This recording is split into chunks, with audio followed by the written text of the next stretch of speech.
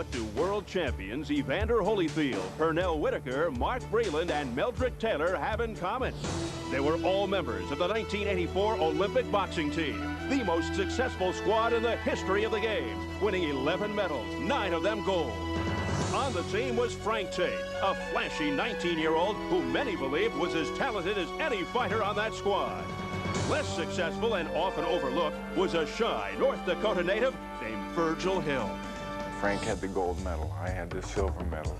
Frank was at Kronk gym. You know, he was in with all the good guys, you know, like with Breland and Tyrell Biggs and all those guys. I mean, he was in that group, you know, so I felt a little bit like an outcast. So, you know, I wanted my paybacks, so to speak. And 8 years later, Hill did get his payback as he met Tate for the vacant WBA light heavyweight title. In front of his exuberant North Dakota fans, Hill, usually a patient counterpuncher, surprised Tate early with an aggressive attack. Just our game plan. You know, that's what we had planned. That's what we had worked on, is come out and press the fight. He was throwing elbows and he was holding, trying to throw me around. But I guess it was a psychological thing on his behalf. He tried to psych himself up, to show himself that he's the champion. I threw a lot of things.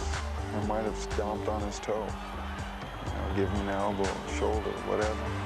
You know, I wanted that belt back, so I was willing to do whatever it takes to win. Comfortably ahead, Hill may have gotten a little too overconfident in the 11th round. I had my mouth open, you know, which is something you don't do if you're a fighter. And he caught me with a good shot. I wasn't really trying to throw the uppercut to knock Virgil Hill out. I was just trying to throw the uppercut to get out so I won't be cornered. And it caught him. Despite cracking 2 molars, Hill survived the round and won the title. WBA light heavyweight champion of the world, Virgil. I just wasn't psychologically into the fight. And I let Virgil Hill get away. It wasn't the fact that we was in Bismarck, because it doesn't matter to me. I could fight someone in their living room. It was just that Frank Tate wasn't psychologically ready for the fight. How can you not mentally be ready to fight for the world championship? I don't know. I mean, did he take a courage pill or to heart or what? I don't know, you know. I don't know that there's anybody that I've ever fought that hasn't been mentally ready, you know, to win the world championship.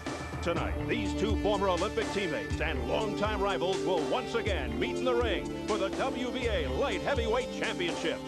It was important for us to be aggressive at that time because Frank is a thinker. And we didn't give him time to think, you know, he would just throw anything, and that's what we had anticipated. And it worked out for the best. But I think that, you know, he's got a different game plan now where, you know, our game plan has switched too. This time I'm doing a lot of boxing and showing him a lot of different things that he didn't see in the first fight. But myself, I'm just going to go out there and show the people of Bismarck, myself, the people that work with me, that this is what should have happened the first time.